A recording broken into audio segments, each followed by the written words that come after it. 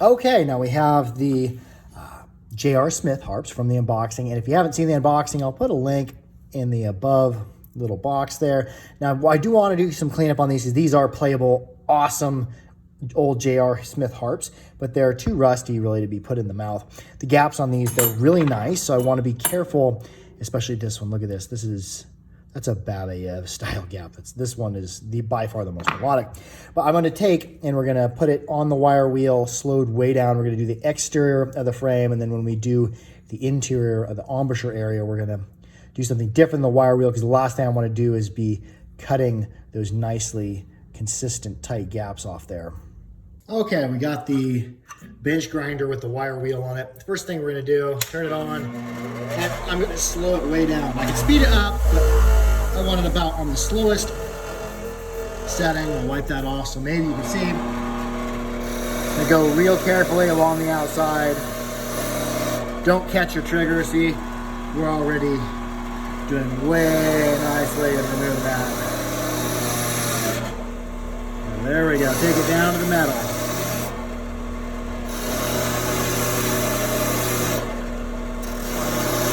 Now I can do this inside area. I just want to avoid putting the wire wheel on the embouchure, so I can hit this area here.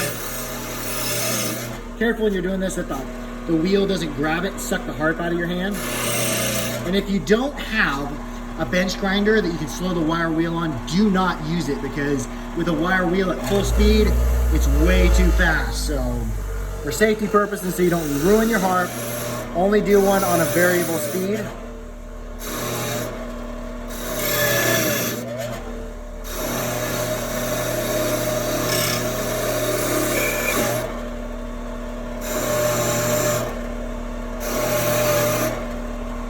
We're doing a nice job of cleaning the outsides of that up.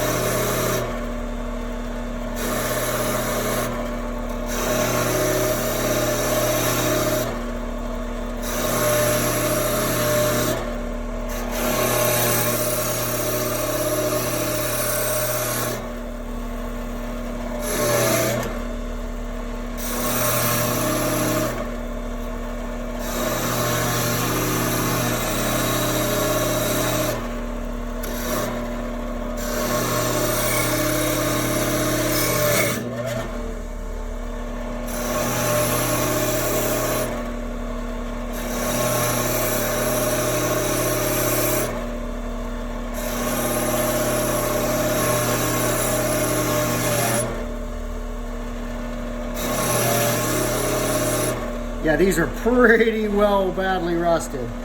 Get everything we can off.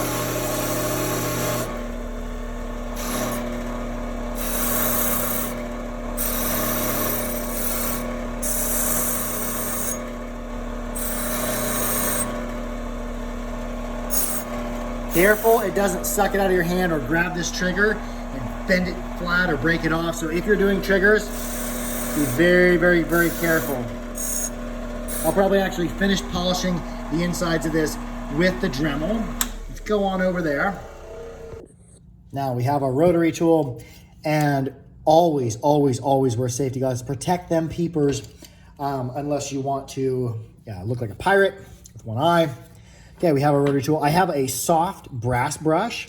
I'm gonna turn it on. I'm gonna turn this way down. I also have a polishing brush, but I don't wanna use this one on the inside. Let's see how this works here. We'll go as slow as we possibly can.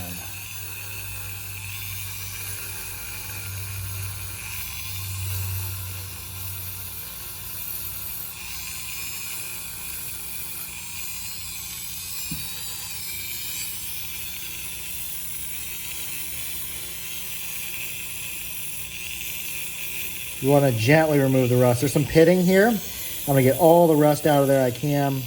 I can hold the reed back. Getting in all the areas I couldn't get in safely with the wire wheel.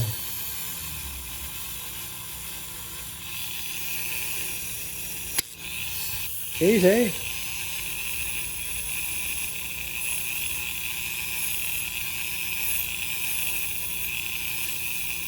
There's going to be some areas I just can't get in with this. Going to have to do it by hand. Oh, maybe. Oh, easy. Don't break the trigger.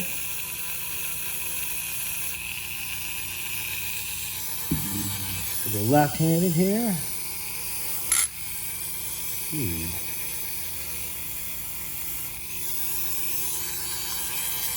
With all this freehand, then I think I'm going to go clamp it in the vise. I really need a fine control for this.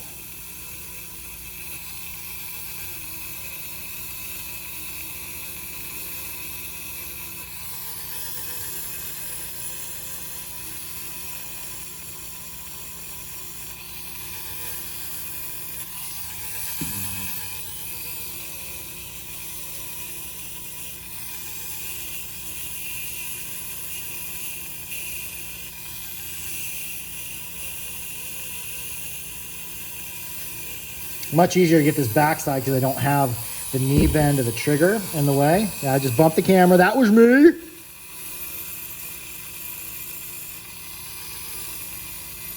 Careful not to grind too much on the edges there. Those fine, nice gaps will get larger if you do that. It looks like I still need to get in this area right here. I think I'm going to use a little bit of steel wool just to get into that area. Now you got to be really careful. It's really easy to make the gaps bigger. I'm really having a hard time getting into that knee bend area of the trigger.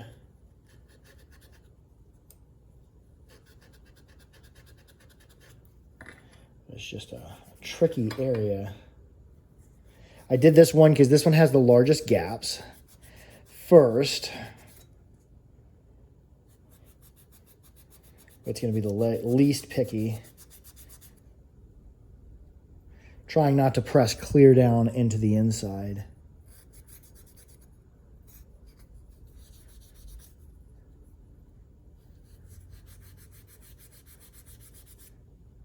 Steel's a little bit more abrasive than that brass is.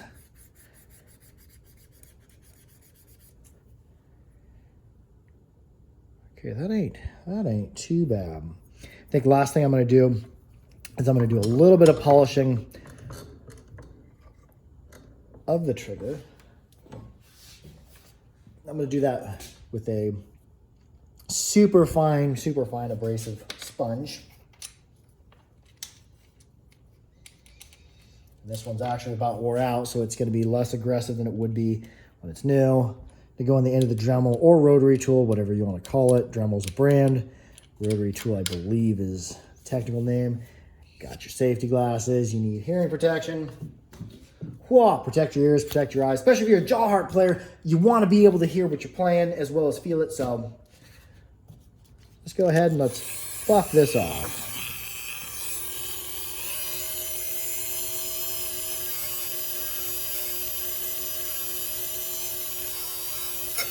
You want it to flow well over the finger. The shine is putting on there. You don't want any drag. If you notice there we go. If you notice, yeah, the bench is a little bit dirty, that's okay.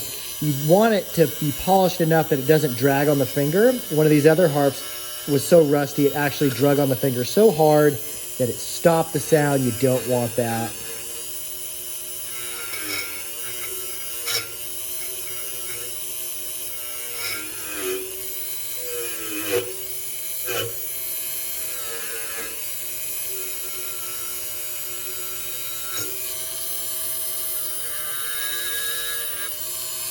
Oh yeah, that feels nice. If it feels smooth, you know it's about right.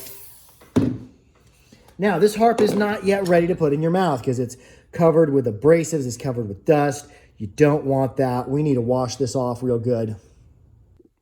Okay, now we got our harp. We got about all the rust we're gonna get off of it safely. And come on over to your sink. Get some hot, I'm gonna use some hot soapy water because there's gonna be a whole bunch of black gunk on there and rust and bits of wire wheel on there, abrasive, stuff that we don't want to put in our mouth. We're gonna wash it off Really, really good. One of the best soaps I found for doing this. Any dish soap will work. The Dawn, I don't like for dishes because it literally strips all the oils out of my hands. It dries my hands out real bad. But for cleaning harps up after you've had them in the shop, removing rust, the Dawn, it just works better. It cuts things down really effectively, but it will strip the oils right out of your hands, I've noticed.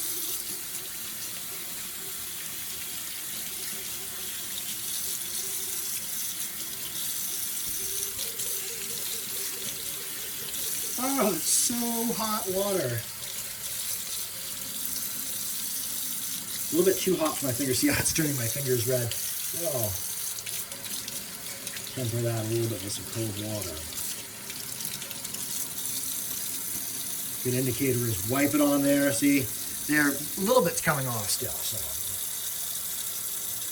yeah, see, it's still got a little bit of gunk on there.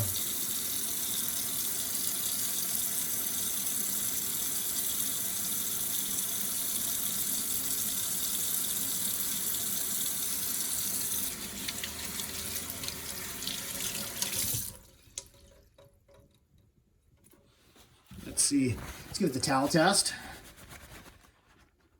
Coming off pretty clean. So the side is a little. Oh, look at that! The towel test is good. There's nothing's coming off. There's still a little bit of pitting, a little bit of rust right up near the ends.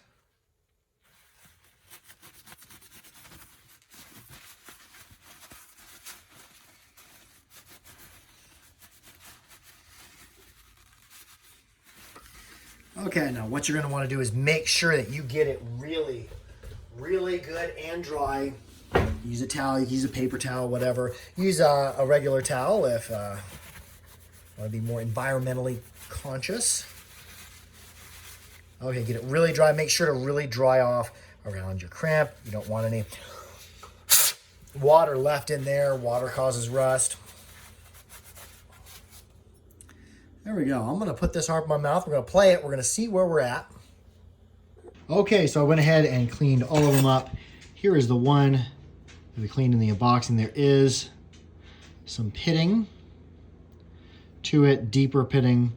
I might even soak that one in vinegar, but the rest of them we were able to get really fairly clean. They didn't have the deep pitting. Here is the melodic one, and we'll take a second look at the gaps on that melodic one. And this is right above a G2. Now, most of these are going to be hung on the wall. This one will not be played. It has solder on it. This one, the reed is too badly pitted to be played. It also has solder. I'm betting, I would bet money, the solder from this time period, you know, late 1800s, early 1900s, that's going to be lead-based solder. So that's not going to be one that I'm going to play and put in my mouth. But let's get an ear on these.